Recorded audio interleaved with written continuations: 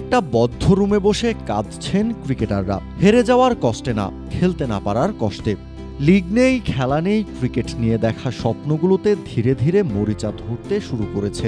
অথচ নিজ যোগ্যতায় বাংলাদেশের জার্সি গায়ে অনূর্ধ্ব ১৯ বিশ্বকাপ খেলেছেন তারা। এমন একটা দৃশ্যের কথা কি আপনি কল্পনাতেও ভাবতে পারেন? দেশের ক্রিকেটের এই কালো অধ্যায়গুলো তো কখনোই সামনে আসেনি।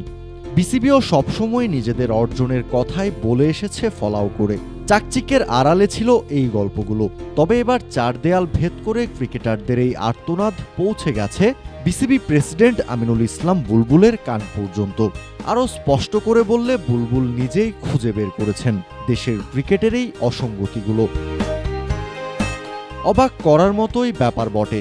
এমন প্রেসিডেন্ট কি বাংলাদেশ আগে কখনো দেখেছে?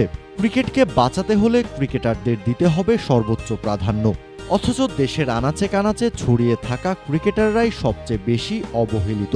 প্রেসিডেন্ট থেকে শুরু করে এন্টায়ার বিসিবি, সবার কাজটা কি হওয়া উচিত এবং এতদিন ধরে কি হয়ে আসছে, সোমবার প্রেস কনফারেন্সে যেন সেই কথাটাই মনে করিয়ে দিলেন বুলবুল।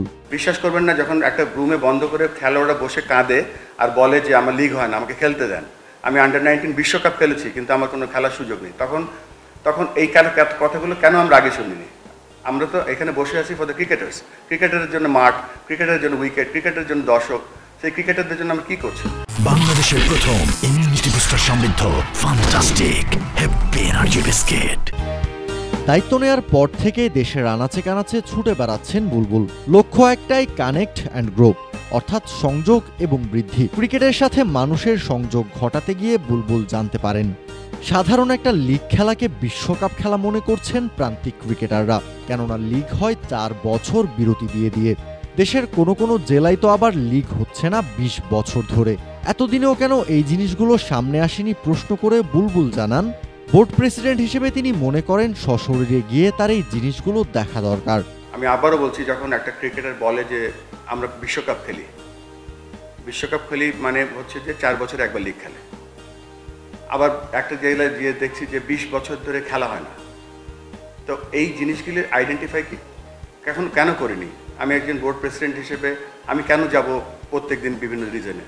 আমার তো একটা ফিজিক্যাল অ্যাটেন্ডেন্সের দরকার আছে। দেশের ক্রিকেটের এই চিত্র পাল্টাতে বুলবুলকে এমন আরও অনেক চ্যালেঞ্জের সামনে পড়তে হবে, যেগুলো নিয়ে আগে কখনো কোনোদিন কেউ প্রকাশ্যে কথাই বলেনি।